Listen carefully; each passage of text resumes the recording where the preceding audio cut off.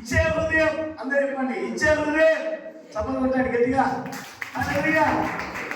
ఒక చిన్నవాడు ఇస్తే 5,000 మందికి ఆహారంగా మారిపోయింది. ఒక ఏకితో జిందగీ హే దేనా హై తో ఖుదాగా దేదో. ఒకే జీవితం ఇవ్వాలంటే ఈ జీవితాన్ని దేవుడికి దాన్ని ఇరిసేసిందనుకో, అది ఇరిస్తేనే 5,000 మందికి ఆహారంగా మారిపోయింది. నీ పొల్లు, నీ గర్వం, నీ అహంకారం, నీ కమాండు, నీ ధనము, నీ బంగారం, నీ వెండి అన్ని విలువబడితే నువ్వు 5,000 మంది కాదు 10,000 మందికి ఆహారంగా మారిపోతావు. కారణం ఏంటో తెలుసా? ఇచ్చే హృదయం కావాలి. ఆమేన్ చెప్పండి గట్టిగా. హల్లెలూయా.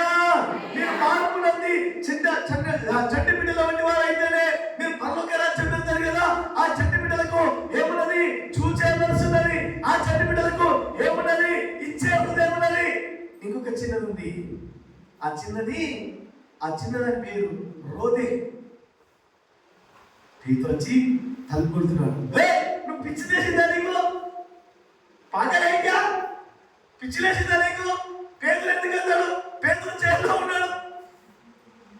ఆయన వచ్చి తలుపు కొడుతున్నాడు. లేదు నేను పేదలు స్వరం విన్నాను. హలో, ఒక చిన్నది వినే హృదయం. ఎదుటి వ్యక్తుల బాధలు వినే హృదయం కావాలి.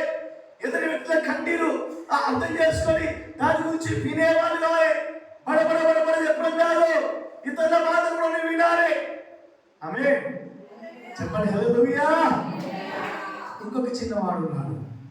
ఆదికాండం 22వ అధ్యాయంలో ఉన్నాడు.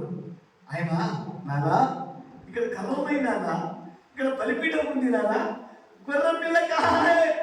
గొర్రెపిల్ల ఎక్కడ ఉంది? ప్రశ్నించే హృదయం. చిన్నవాళ్ళకు చూసే హృదయం కావాలి. దేవుని బిడ్డకు చూసే హృదయం కావాలి.